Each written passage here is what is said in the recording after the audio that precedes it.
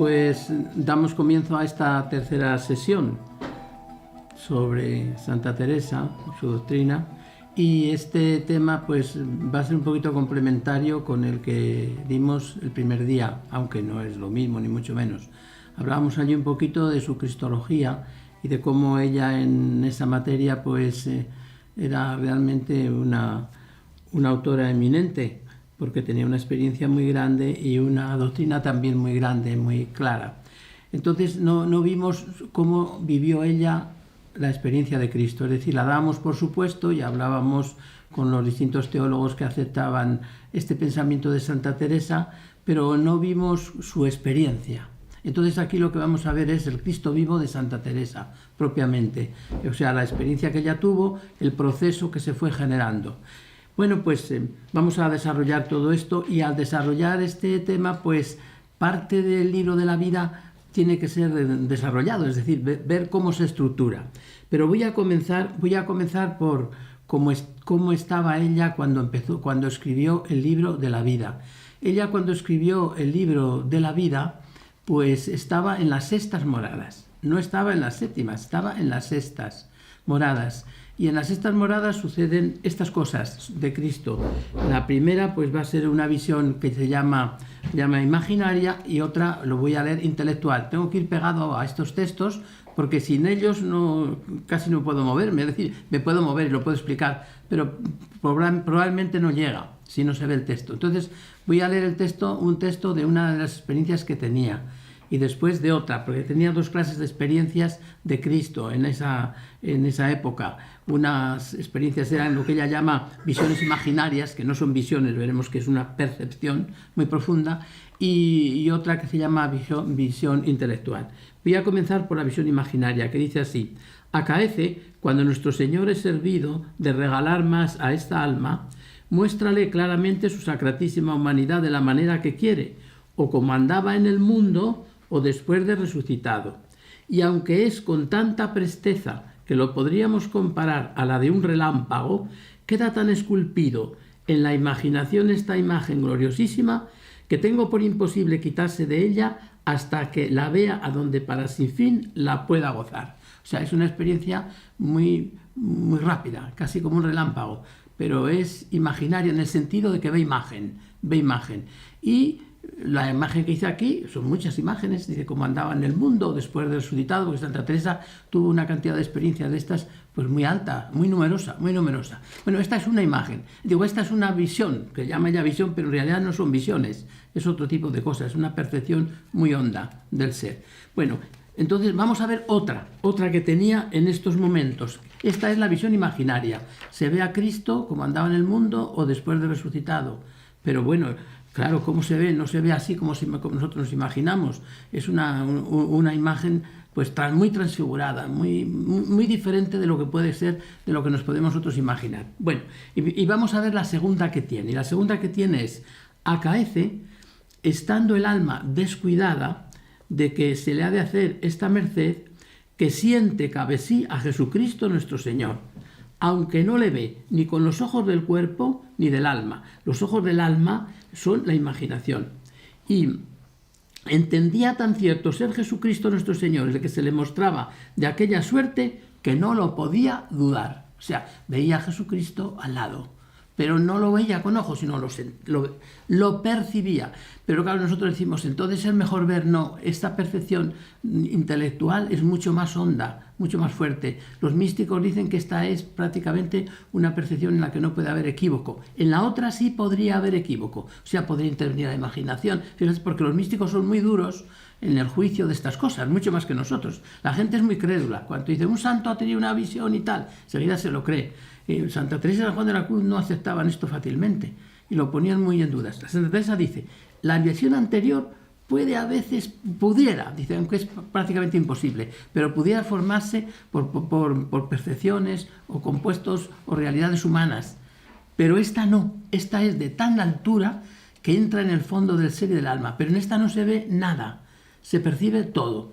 Bueno, vamos a ver ahora lo que le producían a Santa Teresa estas visiones, lo que le producían. Es decir, ella tiene esto, pero primero vamos a ver cuántas veces se producía.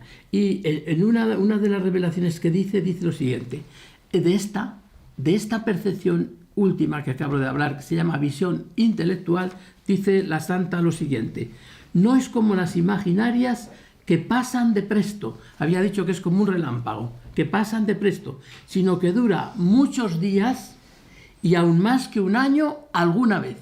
Luego, alguna vez ha tenido un año entero la percepción de Cristo al lado. Entonces, fíjese lo que supone esto de vivencia. Si nosotros tuviéramos una percepción un año entero al lado de algo, enfermaríamos. No se resiste, el ser humano no resiste ni la alegría ni el gozo. Si fuera una percepción totalmente de alegría un año entero, creo que no lo resistíamos. Y de dolor, pues tampoco. Entonces, esto sitúa a Santa Teresa en niveles diferentes de la percepción normal de las cosas. Porque fíjese, lo vuelvo a repetir, no es como las imaginarias que pasan de presto, sino que dura muchos días y aún más que un año alguna vez.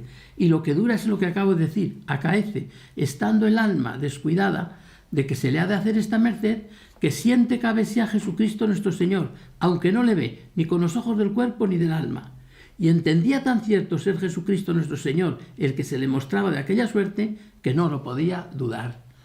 Y bueno, aquí venían las discusiones con los confesores, con los directores espirituales, que le decían que si esto era demonio, bueno, todo ese proceso que sufrió tan grande, ¿no? Tan grande, que al final pues venció ella todo. Y venció todo, que como saben, que el inquisidor mayor, el inquisidor que requisó el libro de la vida por todo este tipo de cosas, se requisó el libro de la vida, y ella sabía que ya lo había aprobado el inquisidor general, pero que no lo quería dar, no lo quería entregar el libro, y ella estaba preocupada porque no lo quería entregar. Y se enteró que no lo quería entregar porque el inquisidor leía el libro para provecho espiritual suyo, o sea, venció a la Inquisición. Por tanto, cuando dicen que Santa Teresa sufrió mucho por la Inquisición, nada, no es verdad. Casi todos eran amigos suyos, los que estaban tanto en la Inquisición como fuera. Eran muchos amigos de ellos. Lo que pasa es que la querían llevar por buen camino, claro.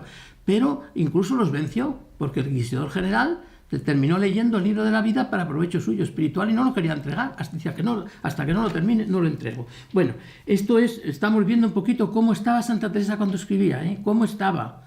O sea, con unas percepciones tremendas de Cristo al lado, unas imaginarias y otras intelectuales. Y añade como uno de los efectos que tenía toda esta experiencia era la siguiente. Esta experiencia lo que hace, fíjese lo que hace. Parece que purifica el alma en gran manera y quita la fuerza casi del todo a esta nuestra sensualidad. O sea, la arrebata toda la sensualidad, lo arrebata todo. Es una llama grande que parece y abrasa, y aniquila todos los deseos de la vida. Fíjense lo que produce esto. O sea, esto es una especie de purgatorio. O sea, Cristo al lado, purificando totalmente la persona. O sea, que no es una visión que la veo y me quedo así. No, es que es una visión que está haciendo efecto. Y además, durante un año, alguna vez. Esto es uno de los efectos. Y otro efecto que la producía era el siguiente. Todo me parece sueño lo que veo, y que es burla, con los ojos del cuerpo. Lo que he visto ya con los del alma es lo que ella desea. Y como se ve lejos, este es el morir. O sea, todo me parece sueño. Claro, teniendo a Cristo al lado, pues, como iba ya a, no sé, a hacer proyectos de vidas o lo que sea, o soñar con esta vida, era imposible. Por eso, este tipo de experiencia a Santa Teresa la saca de la normalidad, en el buen sentido de la palabra, la saca de la normalidad. Y bien, les voy a decir una cosa importante, significativa para entender a Santa Teresa. Evidentemente que las visiones de Santa Teresa no obligan en conciencia a creerlas, es decir, a aceptarlas. Hay que creerlas, porque como decía el padre Báñez, esta mujer se puede equivocar, pero no engaña nunca. Se podrá equivocar como un ser humano, pero engañar, no, ella no miente nunca. Bueno, entonces, este tipo de experiencias, pues puede haber gente que la ponga en dudas en el sentido de que dice, pues estos son procesos humanos profundísimos que en conexión con la religión pues producen efectos, bueno, lo que se quiera. Yo pienso que es la presencia de Dios que está ahí en Santa Teresa. Pero vamos a suponer que hubiera personas que piensan esto, que sí que lo habrán, que sí que existirán. Bueno, pues es necesario, para entender a Santa Teresa, tenerlas en cuenta. O bien, los que creemos en que son de Dios, o bien los que creen que es un producto, diríamos, de la naturaleza, con la gracia y con las experiencias profundísimas de la fe.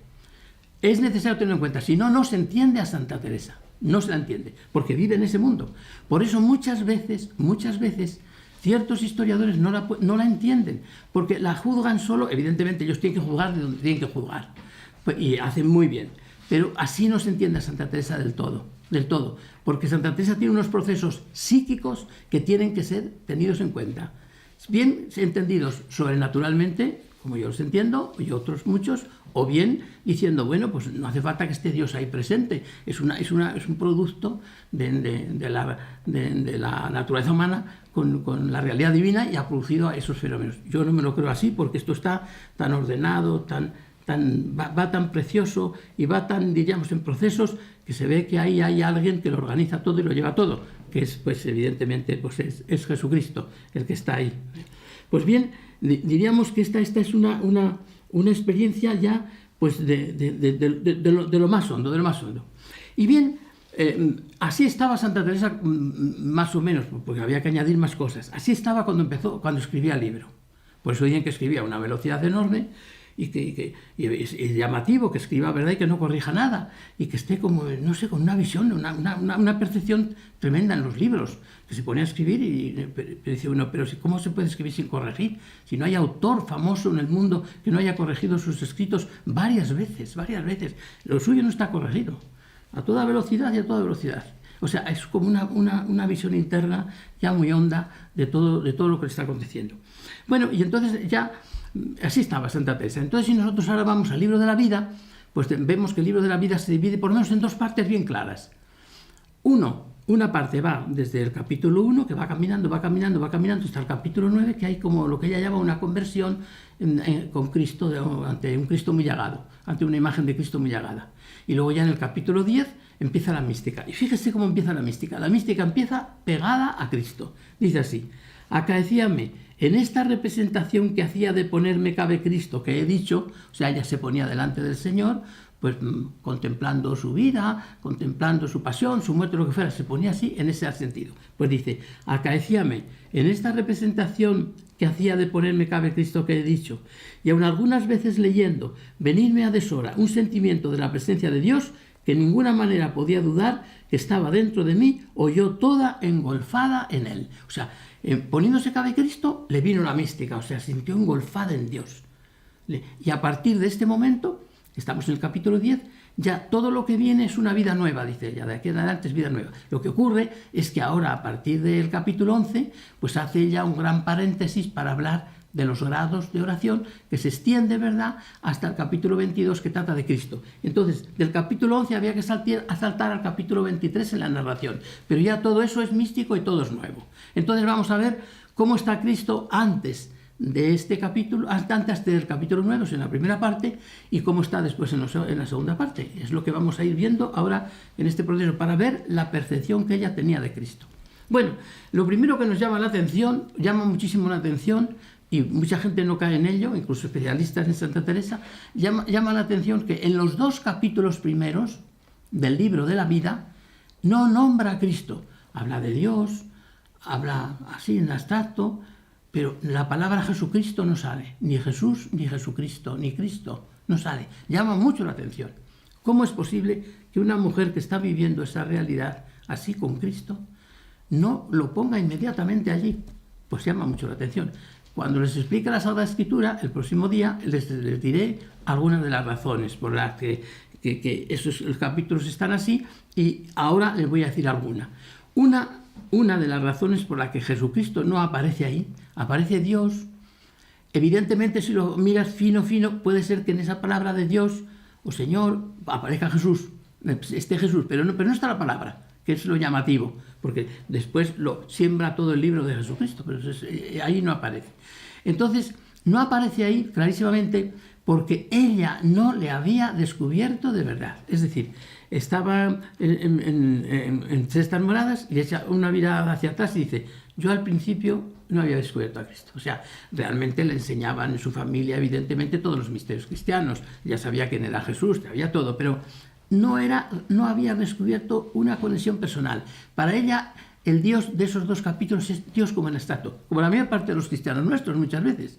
Tienen un Dios así en abstracto, no sabe si es el Padre, si es el Hijo, no se sabe. Es mucha confusión la que existe a veces en los cristianos acerca de Dios, una confusión bastante grande, que lo tienen como una, no sé, como todo amalgamado, como la Trinidad amalgamada, y no se sabe a quién se refiere. Bueno, pues Teresa no había descubierto a Jesucristo. ¿Cuándo descubre Santa Teresa a Jesucristo? ¿Cuándo lo descubre? Pues mire, ella, claro, estas cosas son muy largas y el tiempo pues apremia, pero ella descubre a Jesucristo después de que su padre la lleva a las Agustinas de Ávila, un colegio que era una especie de reformatorio, por decir de alguna manera, por algunas personas, algunas niñas que evidentemente eran difíciles en casa, lo que sea, las llevaban allí. A ella la llevaron ahora lo explico, por un motivo de que estaba pues muy unida a una prima suya que era una prima muy mundana, y su padre y su hermana mayor vieron que esa chica le podía hacer mucho daño, y de hecho le hizo mucho daño, y lo cuenta ella en el libro de la vida, le hizo mucho daño, pero su padre, que la quería mucho, no quería, ni él ni ella tampoco, que esto apareciera como que se la llevara a un lugar, ¿verdad?, de no sé, como de corrección. No, eso su padre no permitiría eso porque la quería mucho. Entonces, ¿qué hizo?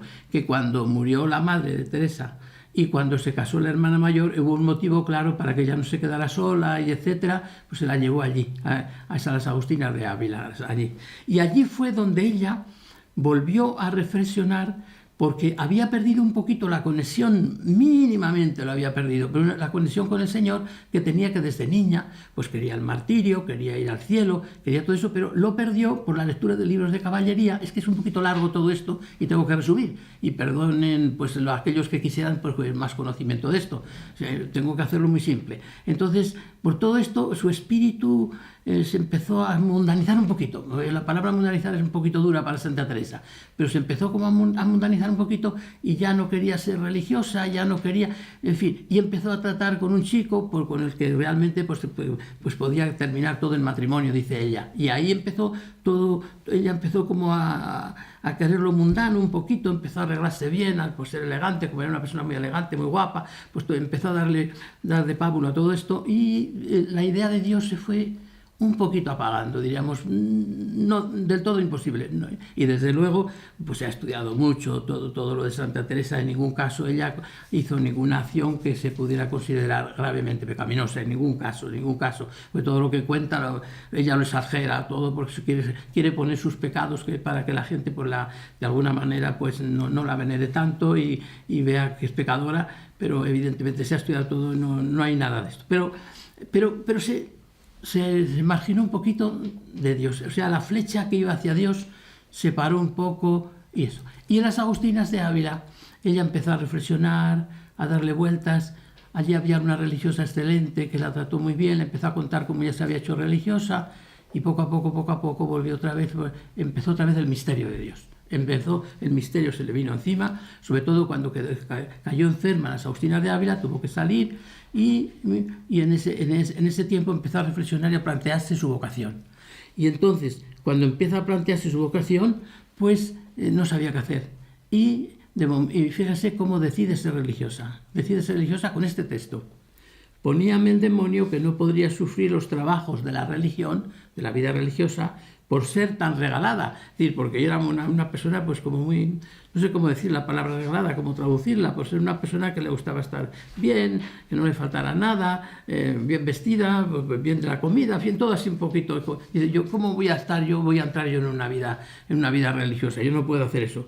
Dice, a esto me defendía con los trabajos que pasó Cristo, porque no era mucho yo pasase algunos por él.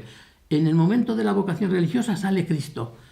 En el capítulo 3, los 2 capítulos primeros no había Cristo. En el capítulo 3, en el número 6, aparece por primera vez Jesucristo, en concepto vocacional y afectivo.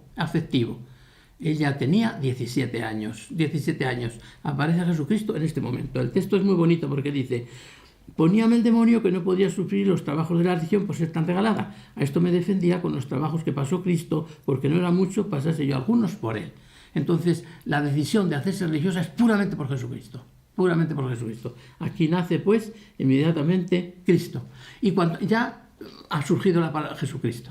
Entonces, por eso ella en los 2 capítulos primeros no lo puso, porque no había esta relación con Cristo vital. Dios para ella se la convirtió en Cristo, diríamos. O sea, Cristo concentraba toda la idea de Dios en estos momentos para Santa Teresa. No es que se le quitara esa otra idea, ¿verdad?, del Dios trascendente, inmenso, todo. No. Pero en la figura de Jesús veía ella todo esto. Y entonces empezó su oración de la siguiente manera. Procuraba, lo más que podía, traer a Jesucristo nuestro Señor dentro de mi presente. Y esta era mi manera de oración. Si pensaba en algún paso, lo representaba en el interior. Aquí, ¿no ven? Ahora se va viendo todo muy conexionado. Jesucristo ha nacido en ella y ahora quiere relacionarse con él, y entonces lee los evangelios y los pasajes del evangelio los introduce dentro. No va afuera, sino que se entre dentro. Y por eso ella enseñará que para entrar en la oración hay que hacer lo siguiente, cosa que ella hacía. Puede representarse delante de Cristo y acostumbrarse a enamorarse mucho de su sagrada humanidad y traerle siempre consigo y hablar con él. Esa admirable manera de proceder, no dejando muchas veces la pasión y vida de Cristo, que es de donde nos ha venido y viene todo bien. De modo que ella centra todo en Jesucristo, y luego si pensaba en otra cosa, pero decía siempre volver a Jesucristo, que es de donde nos ha venido y viene todo bien, todo bien. Y en este proceso cristológico va creciendo y se hace religiosa, claro. Se hace religiosa, y en esa clave, pues también como religiosa, hace la profesión solemne y hace la profesión, y en esa profesión ya está relacionado también con Jesucristo. Estamos en el capítulo 4 del libro de la vida, está relacionado todo con Jesucristo. Y viene ahora, hace la profesión, y apenas hace la profesión, cae enferma. Le viene esa enfermedad tan grave de Santa Teresa. Su padre la saca de allí, le llevan a Becedas, a la curandera, y en todo ese proceso, es un proceso largo, muy largo, es desde los 23 años a los 27, de los cuales ha pasado 2 o 3 años puesto totalmente paralítica en la encarnación. Bien, entonces, porque luego regresa, la curandera no la cura, y ahí hay todo un proceso largo. Pero en ese proceso largo lee ella el tercer abecedario de Osuna, que enseña a hacer oración de recogimiento, y ahí aprende el recogimiento, y en poquito tiempo dice ella que Dios le dio la oración de quietud y de unión, llegó a quintas moradas. En esto, por intercesión de San José, se cura, y una vez que se cura, que tenía una vivencia de yo que quería la salud para entregarme más a Dios, vuelve a rebajar un instante, un poquito su vida de Cristo. ¿Y cómo se rebajó esto? Pues es como muy complejo diríamos el explicarlo, pero se rebajó de la siguiente manera. Ella lo explica, lo exagera de una manera tremenda, pero no lo logra explicar lo que realmente pasó. Dice que ella, pues una vez que mejoró, parece ser que lo que pasó pues fue que la superiora de alguna manera pues la dio algún cargo o algo que tenía que tener más trato con personas de fuera para motivos del convento, y en ese trato pues ella de alguna manera algo mundano se le pegó, pero por mínimo, todo mínimo, mundano, de conversación, de algo muy mínimo. Y lo que más daño le hizo fue que entabló amistad con algunas personas, y sobre todo con una que tenía una amistad un poquito más fuerte, pero evidentemente no era una amistad de ninguna característica mala. Fíjese lo buena que sería, que ya lo consultó al confesor y le dijo, no le puede hacer daño eso, le puede ayudar a su vida, así que ya lo consultó y todo. Pero ella veía que ahí se detenía algo y no era Dios todo. Algo había, ese trocito, y eso le hizo muchísimo daño. Eso está contado en el capítulo 7, en el capítulo 8 del libro de la vida, que les ruego que lean el final del capítulo 8, que es fantástico.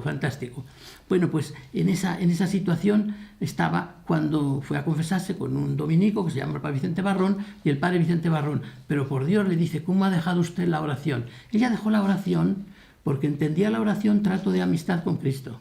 y le parecía que le estaba traicionando a Cristo, porque tenía esa amistad, que era una cosa, pero bastante mínima. Pero a ella le parecía que le estaba, como si fuera una adúltera con Cristo. Y entonces dice, yo esto no le puedo engañar al Señor. Y dejó la oración.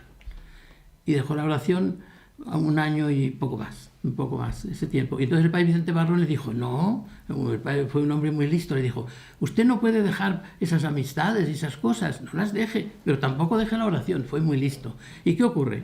Que cuando iba a la oración se acordaba de eso, y cuando estaba en esas amistades o en esas relaciones, pues se acordaba de Cristo. Y entonces entró en una división tremenda, en una angustia terrible. La oración para ella era un potro, era realmente una cosa tremenda. Y todo esto pues fue evolucionando hasta que explotó en la conversión.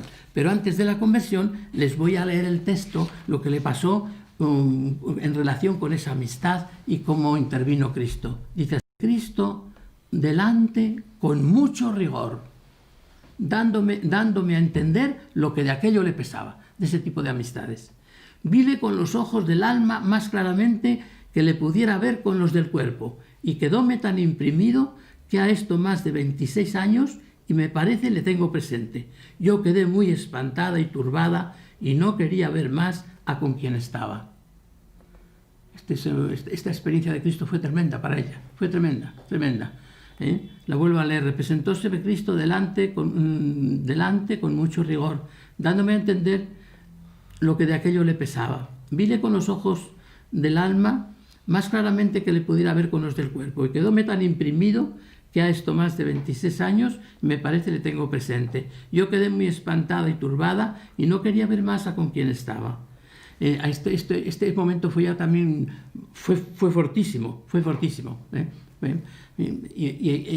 Ya esto le produjo pues que a esto tenía que plantearse en serio. Bueno, en todo este proceso, que es muy largo, no he podido hablar de dónde fue ella a buscar luz y paz, que fue al padre Cetina, etcétera. Pero, y que el padre Cetina nos fue hablando de que toda su experiencia, espiritual era buena, se mezclaban todo este tipo de cosas. Hasta que, pues evidentemente, este tipo de afectividades y de cosas, pues lo llevó más tarde también al padre Prádanos. Aunque todo esto es después de la conversión, evidentemente, pero está todo un poco ligado para poderlo saber. Y con el padre Prádanos va a tener después va a ser el momento en que va a tener el desposorio cuando el Señor le hable. Pero pasemos ahora antes todavía a la conversión.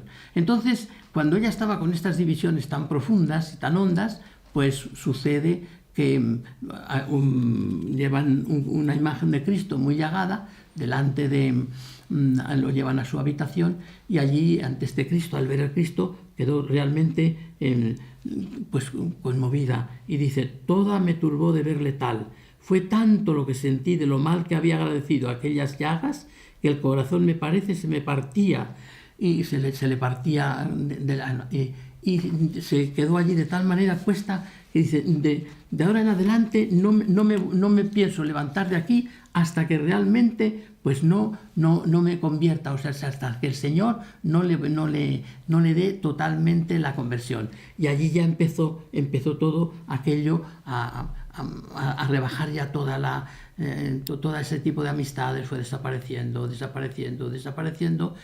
desde este momento que es la conversión. Y aquí es donde, después de la conversión, es donde hay que injertar que empezó la mística, que ya solo leía al principio. Empezó ya la mística, que empezó primero la entrada de Dios en el alma de la persona. Y luego inmediatamente ya van a empezar las visiones. Pero antes de esto es donde hay que situar, que se lo conté antes, hace un momento, para ir viendo lo que estaba pasando en ella, la idea del padre Cetina, que fue a consultar esto, y el padre Cetina dijo, todo esto es ya de Dios. Pero en la conversión definitiva todavía no ha venido. Y cuando al padre Prádanos le consulta los problemas de la afectividad. Ya evidentemente tenía amigos, pero ya no eran en esa línea de esa persona que tenía esa amistad. Tenía amigos y entonces el padre le dijo al padre Prádanos, pero yo la amistad tendré que mantenerla, esto no está reñido con la experiencia espiritual. Y el padre Prádanos le dijo, bueno, vamos a verlo. La quiso apretar un poquito más en eso, vamos a verlo. Ella defendía la amistad sana, etc. Pero el padre Prádanos dice, pues vamos a ver y lo vamos a encomendar al Señor y usted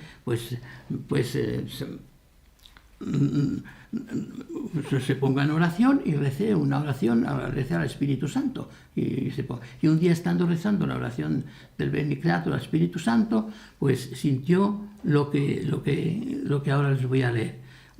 Dice que sintió un arrobamiento tan grande, tan hondo, tan profundo en el ser, que se revolvió todo y fue todo muy hondo, dice ella, muy hondo. Se ve que sintió en ese momento la hondura profunda de su ser, que ella la tenía muy grande, y sintió estas palabras: no quiero que tengas conversación con hombres, sino con ángeles. Sintió estas palabras. Después nos dirá que todo este tipo de palabras eran de Cristo, que hasta las sextas moradas no sabía de quién eran, pero que ya en sextas moradas se le aclaró y sabía que quien le hablaba era Cristo. Entonces Cristo le dijo: no quiero que tengas conversación con hombres, sino con ángeles.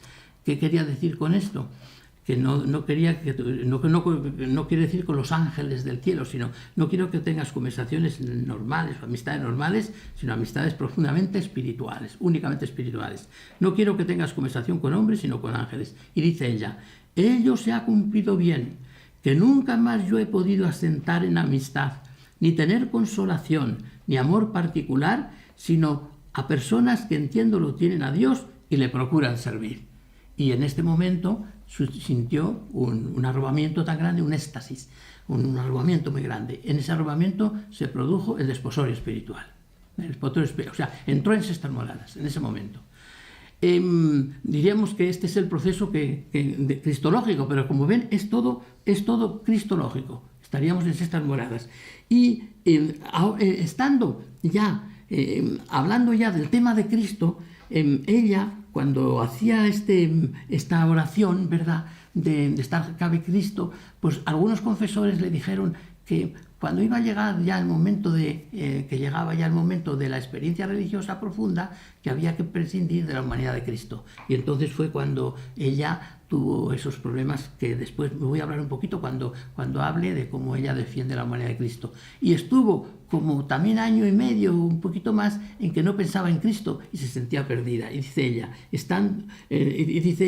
que ella tenía muy hondo toda esta idea de Cristo y que no podía pensar sino en Cristo como hombre. Y por eso, poquito a poco, alguien la advirtió, y con los argumentos de ella salió también de esta idea de no pensar en Cristo. Esto sucedió antes de sextas moradas.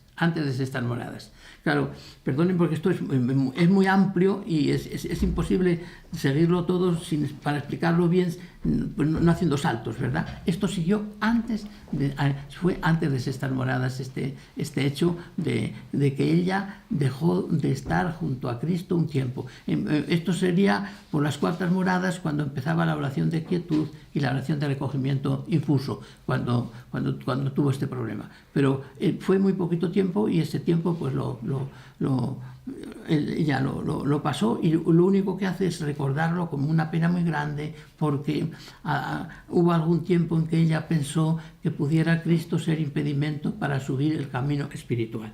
Bien, entonces y llegaríamos a las séptimas moradas. Las séptimas moradas, pues diríamos, las séptimas moradas, la experiencia profunda se da en el capítulo segundo de Séptimas Moradas, y en ese capítulo segundo es cuando aparece Jesucristo, que se desposa con ella.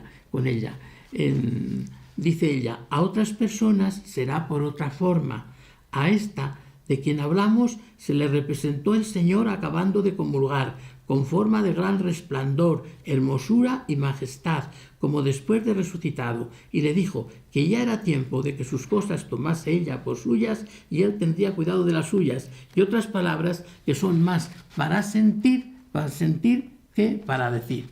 Es la experiencia de lo que se llama matrimonio espiritual o transformación del alma en Cristo, la transformación definitiva que se produce. Y se produce en una celebración de la Eucaristía después de comulgar. Aquí ella no lo dice del todo, no explica todo, porque quien dio la comunión fue San Juan de la Cruz. Quien dio la comunión en ese momento era San Juan de la Cruz. De modo que San Juan de la Cruz estuvo presente, ¿verdad?, en el momento del matrimonio espiritual de Santa Teresa. Fíjense lo que supone dos místicos, ¿verdad?, dos místicos juntos en el momento cumbre, ¿verdad?, cumbre de Santa Teresa. Bueno, entonces aquí habríamos llegado a la plenitud crística, Pero le quiero leer algunas cosas que producen estas experiencias de Jesucristo. Que una de estas sería la siguiente. Casi siempre se me representaba el Señor así resucitado, y en la hostia lo mismo, si no eran algunas veces para esforzarme si estaba en tribulación, que me mostraba las llagas, algunas veces en la cruz y en el huerto, y con la corona de espinas pocas, y llevando la cruz también algunas veces, para, como digo, necesidades mías y de otras personas, mas siempre la carne glorificada, siempre resucitado. Y en esto Santa Teresa se parece mucho a las escatologías modernas, que parten siempre del Cristo glorioso, como evidentemente los evangelios parten siempre de la narración de Cristo glorioso. Otra cosa que le producían las visiones. De ver a Cristo me quedó imprimida su grandísima hermosura, y la tengo hoy día, porque para esto bastaba solo una vez. Cuanto más tantas veces como el Señor me hace esta merced. Fíjese lo que es experiencias de Cristo tan grandes, ¿no? Qué experiencias tan grandes. Y ya diríamos otro texto que les voy a leer de lo que producen estas visiones, de esta experiencia de Cristo, que era continua. Es la siguiente. Estando una vez en las horas con todas, de presto se recogió mi alma, y parecióme ser como un espejo toda clara, sin haber espaldas, ni lado, ni alto, ni bajo, que no estuviese toda clara. Y en el centro de ella se me representó Cristo nuestro Señor, como le suelo ver. Parecíame en todas las partes de mi alma, le veía claro como en un espejo, y este espejo, yo no sé decir cómo, se esculpía todo en el mismo Señor, por una comunicación que yo no sabré decir, muy amorosa. Bueno, y finalmente, de todo este proceso crístico, que ahora hago un resumen para que lo tengan más claro, pues además de las experiencias, de las visiones, el Señor le hablaba, tenía palabras. Mire, entendía muy claramente, escribe, que era este Señor el que me hablaba muchas veces de la manera que queda dicho, porque hasta que hizo esta merced que digo, nunca sabían quién le hablaba, aunque entendía las palabras. Hasta las sextas moradas ella oía palabras que le decían, soy yo, no temas, cosas así, pero no sabía quién le hablaba, hasta que en sextas moradas aclaró que quien le hablaba era Jesucristo. Y ahora describe cómo son las palabras. Lo tengo aquí todo, como ven, es una cosa tan grande y tan larga que es muy difícil meterlo todo en una hora. Pero bueno, es así bueno para que lo tengan y después lo den vueltas, como se puede oír, pues lo pueden penetrar y pueden comprenderlo y leerlo. Mire, las hablas que Cristo tenía con ella son así. Son unas hablas con el alma de muchas maneras. Unas parece vienen de fuera, otras de lo muy interior del alma, otras de lo superior de ella, otras están en lo exterior que se oyen con los oídos, porque parece es voz formada. Todo esta es la voz. Hablas por todos los sitios, pero luego el habla no es habla como la nuestra, porque no se oye en el oído, se oye en el alma. De modo que si tú te tapas el oído o estás sordo, se oye todo, se oye igual, se oyen en el alma. Bueno, vamos a hablar en 5 minutitos ahora, pues les voy a hacer el resumen de cómo es de todo el proceso, lógico diríamos, para que no tengan ninguna confusión, porque yo he ido diciendo cosas con objeto de aclararlo, y cosas de antes y cosas de después. Entonces decimos, en los 2 capítulos primeros no aparece Cristo en el libro de la vida. Aparece en el tercero en contexto vocacional y afectivo. Entonces Santa Teresa, después de ese encuentro, entra en la vida religiosa. En la vida religiosa apenas entra, se pone muy enferma. Durante esta enfermedad, durante este proceso, lee el tercer abecedario de Osuna y llega a la oración de quietud y de unión, o sea, con cuartas y quintas moradas. Vuelve al convento, se cura por intercesión de San José y le sucede aquella cosa que hemos dicho de amistades y de una amistad con una persona particular que no sabemos quién es, pero que el confesor le dijo no le puede hacer ningún daño esta amistad de ninguna manera, de ninguna manera. Y ella empieza a luchar contra este problema, contra este problema, contra este problema, y todo termina en que el padre Vicente Barrón le dice, no deje la oración. Vuelve a la oración y la angustia es tremenda, porque no puede hacer oración, se acuerda de las amistades, se acuerda de Jesucristo, todo un barullo, ¿no? No podía seguir adelante. Entonces, en ese proceso tan lento y tan doloroso, desemboca en la conversión, en el capítulo 9. El capítulo 9 marca la raya, ¿verdad? La primera parte pudiéramos llamar ascética y ahora viene la mística, que aparece ya en el capítulo 10.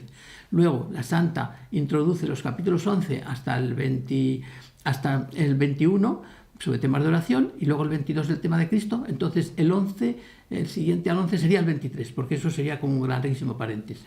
En el 23 empieza todo el problema místico y es cuando ella va a consultar al padre al padre Cetina. Al padre Cetina le dice, porque los compañeros, los otros confesores, otros amigos de ella, pues no le decían que era demonio, y entonces el padre Cetina le dice, es clarísimamente de Dios.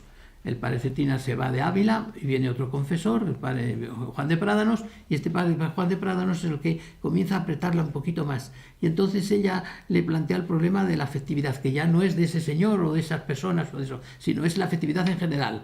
¿Cómo tiene que ser su afectividad? Y ella dice que evidentemente pues tiene que querer a las personas y tiene que convivir con ellas y además tiene que tener amigos. Y el padre Prada nos dice, bueno, bien, vamos a preguntarle al Señor cómo es esto, vamos a preguntárselo. Le manda que se ponga a rezar al Espíritu Santo y estando rezando la oración al Espíritu Santo, en ese momento escucha estas palabras, no quiero que tengas conversación con hombres, sino con ángeles. Entra en estas moradas.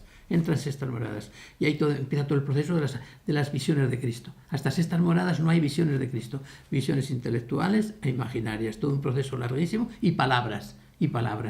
Todo termina ya todo va viento en popa y todo termina en séptimas moradas con una experiencia que tiene de Jesucristo después de comulgar en una comunión que le da San Juan de la Cruz en esa misa y en esa comunión Jesucristo le dice que hasta ahora no lo había merecido, pero ahora ya sí lo merece.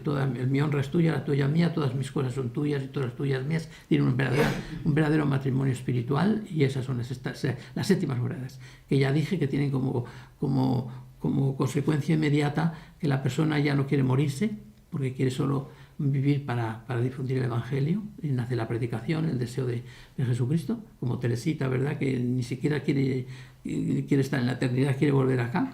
Y también el amar a las personas, lo dije en una de estas charlas, el amar a los enemigos, como nos ama Cristo, con ternura, no solamente pedir por ellos, sino amarlos con verdadera ternura. Bueno, pues este es el proceso teresiano, ya nítido, claro, explicado así. Entonces ahora, en los minutos que nos quedan, pues habría que estudiar dos cosas importantes. Una sería, ¿cómo defiende Santa Teresa esta presencia de Cristo a lo largo de la vida espiritual sin que en los procesos místicos, cuando haya que entrar, ¿verdad?, en esa especie de recibir la verdad sin imaginación, sin nada, y ahí diríamos que la humanidad de Cristo pues tiene que salir porque tiene imagen, porque es figura, porque es carne, según algunas corrientes? ¿Cómo defiende ella que ella prefiere seguir pegada a Cristo y no tener mística? Sí, para no tener mística es necesario eso, que tener mística. ¿Cómo lo defiende? Pues mire, lo defiende de una manera maravillosa. Lo defiende como un argumento teológico, como se hacen los argumentos en teología. Primero lo defiende desde la Sagrada Escritura. ¿Y cómo lo defiende desde la Sagrada Escritura? Pues en el libro de la vida utiliza los sinópticos, el Jesús que va por todos los caminos, que va buscando a la gente, que va a eso, y que no hay quien le separe de nosotros y que nosotros queramos separarnos de él, dice ella. Y en el libro de Moradas utilizan más bien el Evangelio de San Juan. Se lo estoy diciendo así como muy sintético, ¿verdad? En el libro de Moradas, el Evangelio de San Juan, en aquellos textos que dice, el Señor dice que es camino, también dice que es vida, que quien le ve a él ve al Padre, que nadie puede ir al Padre sino por él. Y entonces ella asegura que os aseguro que si dejáis a Cristo en estos procesos oracionales, no llegaréis a a las dos últimas moradas, a la sexta y a las séptimas moradas, decía ella en eso. Además utiliza un argumento de tradición, busca una serie de santos que han vivido esta realidad de Jesucristo. Y es tan atrevida que le dice al que le dirige la vida, al padre García de Toledo, que le dirige la vida, pues le dirige la vida precisamente para que le diga si va bien y si ella está procediendo bien en todas las cosas, pues le dice, no haga caso si le dicen otra cosa. Se convierte inmediatamente en maestra del padre García de Toledo y le enseña, usted no se separe de esta doctrina, no haga caso aunque le digan otra cosa, que si le dicen otra cosa es que no tienen experiencia, se atreve a decir, no tienen experiencia, quizás hayan entrado hasta las cuartas moradas, pero si hubieran entrado más adelante seguro que no dirían esto, es ese argumento. Y luego utiliza argumentos también de conveniencia, y luego hay un argumento que recalcó mucho en don Olegario cuando hace esta presentación de Santa Teresa, que es el de los sufrimientos de Cristo en agradecimiento a Dios. Dice, pero bueno, ¿cómo puedo yo prescindir de toda la cruz de Cristo por mucha mística que tenga? Pero ¿cómo puede la mística prescindir? Claro, los místicos dicen que ellos no prescinden, que es imaginativamente, que desde el punto de vista objetivo ellos tienen presente, ¿verdad? Pues la redención, evidentemente, pero ella añade, pero sí, pero aunque sea intelectivamente, y aunque sea imaginativamente, y aunque sea algo queda en todo ese proceso, y por lo menos la redención de Cristo, la objetividad de la redención de Cristo no llega ahí. Es una visión fantástica. Por eso digo que es verdaderamente teóloga, porque desde su experiencia ha hecho unas afirmaciones que se ha tardado mucho en hacer después, en la cristología o en la misma teología. Y además ella lo dice en poquísimas páginas. Resume el Evangelio de San Juan, resume los sinópticos en poquísimas páginas. Es una doctrina maravillosa esta de Teresa, y además fue muy bien fundamentada. Y así termina el capítulo 7 de Sextas Moradas, termina diciendo, más o menos así, no lo dice así, pero el contenido es así. Dice así, si para llegar a la mística yo tengo que separarme en algún momento voluntariamente de la representación de la humanidad de Cristo en mí, no quiero mística. Por tanto, Santa Teresa tiene otra mística, como ven, diferente de esa mística que podemos llamar general. Estos son los argumentos así, más o menos, que ella utiliza y que hubiera sido muy bonito explicarlos, pero bueno, esto sería infinito explicar todo esto. Ya lo mismo que he explicado esta tarde es muy amplio, ¿verdad?, como pueden imaginarse. Y entonces, la otra parte, porque tendría 3 partes en la charla de hoy, primero la experiencia de Cristo, progresiva de Cristo, que ha tenido Teresa, después los argumentos que da Santa Teresa, que no me detengo más en ellos porque ya hablé un poquito en la primera lección cuando cité los teólogos, y después conclusiones, ¿qué se deduce de esto, de esta experiencia de Cristo y de esta visión de Cristo? ¿Qué se deduce para la vida espiritual, podemos decir, para la vida espiritual? Pues miren, esto sí que lo voy a resumir con papeles en la mano. Primero, sería que la experiencia teresiana es cristológica fundamentalmente, es una cristología, una cristopatía, se puede decir. Y por tanto una de las características de la espiritualidad teresiana es que es cristológica y evangélica. Por tanto, está pegada a los evangelios, ella no se salía de los evangelios, ella decía que el libro que más le recogía eran los evangelios, que en el Padre Nuestro está toda la contemplación, que se extraña de cómo en tan pocas palabras puede estar todo, sería así, cristológica y evangélica. Después, armónica. ¿Por qué es armónica? Porque normalmente las espiritualidades padecen de una cosa, o se insiste mucho en el cuerpo, o se insiste mucho en el espíritu. Eso es más o menos así. Antiguamente se insistía mucho en el espíritu y luego al cuerpo se le consideraba como un poco malo, tipo de una deducción, pues no sé, un poco neoplatónica. Después en otras corrientes, bueno, se han dado siempre un poquito así. Lo suyo es armónico. Y entonces, es decir, ahí tiene que ser armonía, tiene que ser una composición, tiene que ser un convivir lo espiritual con lo corporal, porque formamos una unidad. Esto es diríamos que es muy teresiano, muy teresiano. Si nosotros nos damos cuenta cómo ella gobierna las comunidades, cómo se refiere a las comunidades, cómo habla a las religiosas, y cómo muchas veces, por ejemplo, cuando una religiosa está mal en el coro, la manda a la huerta que haga oración para que tenga una visión distinta. En fin, tiene una armonía interna grandísima, grandísima. Y yo creo que la viene bastante. Todo a lo mejor no, porque todos tenemos estructuras psicológicas que encajamos las cosas, pero casi todo le viene de esta idea de Cristo, el cuerpo y la divinidad y la humanidad, toda una unidad. Toda unidad. O sea, ya tiene una visión pues muy compacta de Jesucristo, sin inclinarse por una parte ni por otra. Es más, muchas veces cuando dice la humanidad de Cristo, dice todo. Y otras cuando dice Jesús, dice todo. O sea, no tiene división en Jesucristo, no tiene división. Y bueno, pues es armónica y diríamos que es un humanismo. La espiritualidad de Santa Teresa es un humanismo. Es evidente que la santa, al estar en el siglo XVI, muchas cosas no pudo sacar las consecuencias. Si viniera ahora, pues tendría muchos argumentos y mucha fuerza para poder pues, enriquecer su espiritualidad todavía desde ese humanismo, ¿verdad? Humanismo, es decir, la religión, la fe, tiene que curar al ser humano en sí misma, en sí misma. Una religión, una fe que no cura, que enferma, no es buena, no es buena, porque Jesús es el sanador, es médico. Es médico. A Jesús se le llamaban los padres de la Iglesia médico. Es un título que se ha quitado, que es una pena que se haya quitado ese título de Jesús, que es bien bonito, que es médico. Es decir, es cura. Entonces, la espiritualidad de Jesús cura. Entonces, si a mí una cosa me enferma, no puede ser. Entonces, ese es el humanismo teresiano. Es el humanismo. El equilibrio, ¿verdad?, entre la penitencia, no penitencia. Por eso los conventos teresianos tenían mucha moderación, eran muy moderados. Tenían otro estilo. Fíjense que son conventos para la oración, para la contemplación. Y tenían 2 recreaciones. O sea, después de las comidas, las religiosas hablan. Es decir, ella no concibe una casa sin hablar.